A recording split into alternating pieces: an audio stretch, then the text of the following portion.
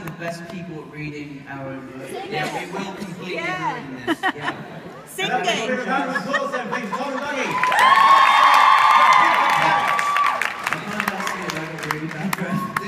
That's why I had a spicy soup. We smell bad. Okay, Right, you ready? do I start? I start. Sing it. Start. Sing it. Right, ready? The dinosaur that pooped the planet by him. And that one.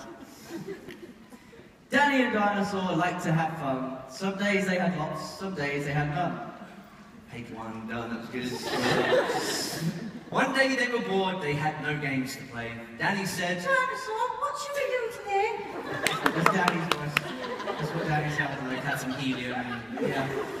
We could mow the lawn. I know this is you still. Yes. We could mow the lawn, we could tidy the place, we could do our chores, or we could go to space. But you mustn't forget to have lunch. Said their mummy. You cannot have fun without food for your tummy. So they packed a packed lunch for the Science Museum, where rockets were kept if you wanted to see them. It rhymes.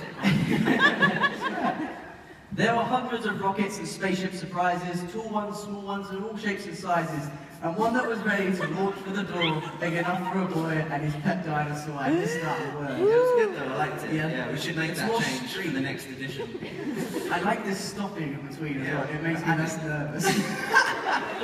If this was my bedtime story, I'd never get to sleep. Yeah, sorry. They ignored all the warnings, they couldn't care less. They pressed all the things they shouldn't have pressed. T-minus 5, 4, 3, 2, 1, ignition. They started their intergalactic space mission. They flew higher than houses and buildings and cranes, much higher than birds, even higher than planes.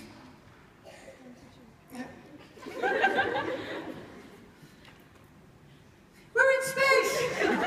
Danny yelled as they floated around, but the dinosaur's tongue made a rumbling sound. Is it time to have lunch? Danny looked at his watch, then he looked all around for the dino's lunchbox. Danny started to worry, then started to panic. They left their packed lunches back home on their planet. So, with no food on board, not the smallest of crumbs, a disastrous dinosaur feast had begun. It gobbled up gadgets and gizmos galore, and nothing was safe from the space dinosaur. Robots and ray guns and blinking red blinkers, eating things thought up by NASA's great thinkers. The hyperdrive gamma reactor machine was swallowed along with the space tractor beam. It chewed and it chomped on the spaceship controls. The rocket was dotted with dino tooth holes. Inside it was bare. The spaceship was empty. Outside there were more things to eat. There was plenty. Yes, nailing it though. Though it broke down the door with a cool ninja chop, out in space dinosaurs are much harder to stop. It chomped on the moon like a big chunk of cheese, then shoved even more in its mouth with a squeeze. It munched on the Martians from Mars and their cats. Their cats are like owls, but their cats wear cool hats. Satellite, Saturn, and 6 supernovas, shape-shifting saucers, and 7 space rovers. It guzzled 5 gallons of fuel from the tank, and Danny's jaw dropped as he watched what it drank. With a crunch and a crack and a nom nom nom nom, in one dino gulp, their rocket was gone. Gone. I think people need to see a picture here, because we haven't all seen that. That's quite a fat dinosaur.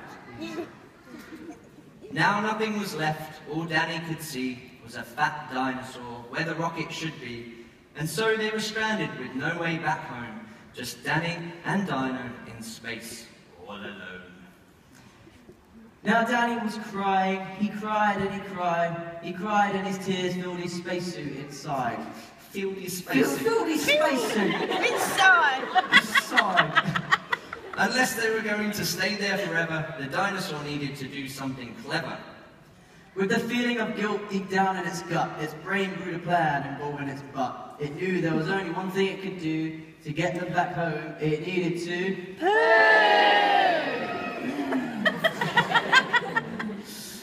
Right, here we go.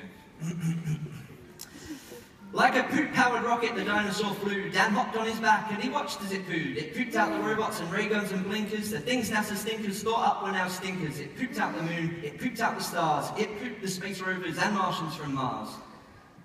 When Danny looked back, he could see a poop trail from far out in space to the dinosaur's tail. They headed for Earth and started to orbit. It pooped on the clouds, but the clouds just absorbed it.